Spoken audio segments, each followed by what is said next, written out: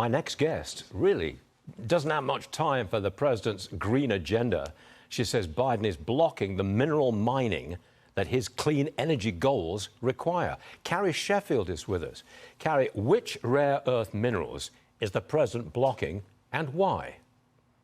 Unfortunately, it's all of the above.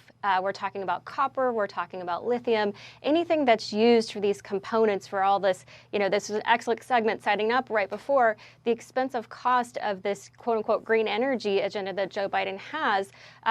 Joe Biden is talking out of both sides of his mouth. He says he wants to be a clean energy leader for the United States, when in actuality he's blocking the leases and the access to the mines on American soil, below the soil, where these critical minerals are located. For this New York Post op-ed that you talked about, I spoke to the governor of Alaska. He's very frustrated and angry with the Joe Biden administration. He pointed out that the Biden administration released a report in 2021 mentioning Alaska only once as a footnote, mentioning other countries like Australia, dozens of times. Yeah. And so he said this is really the priority, is to have foreign countries. We saw it also even with oil and gas, that he's turning to Venezuela instead of unleashing domestic energy production.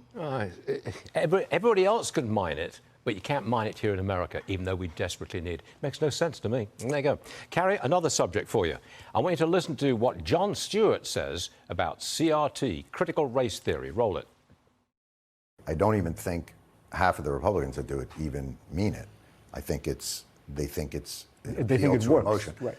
It's hard to not be angry about people that try and distract from the real things that people face with weaponized nonsense.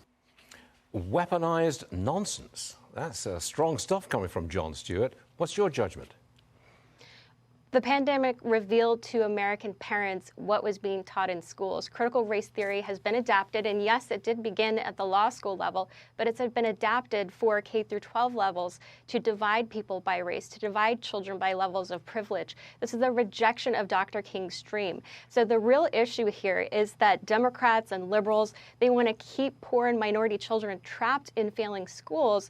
That's the real issue, and they try to use these CRT initiatives to paper over the failed education policy, the failed labor policies that destroy. I mean, look at what happened in the poorest, most violent African-American neighborhoods, just for example. They're all run by progressive ideology. So it's just so disingenuous for what he's saying. He also, watched the entire clip there, he didn't actually understand or mention anything about the intellectual history of critical race theory. It's one strand of a much deeper, pernicious, critical theory that was created in Frankfurt, Germany in 1929 with the explicit goal of destroying Western civilization as we know it. So he's speaking from ignorance, and I think he's retired or semi-retired. He has a lot more time on his hand. I think he should do a little digging. Good way to end it. Carrie Sheffield, thank you very much indeed. We'll take that to heart. Carrie, thanks a lot. Thank you.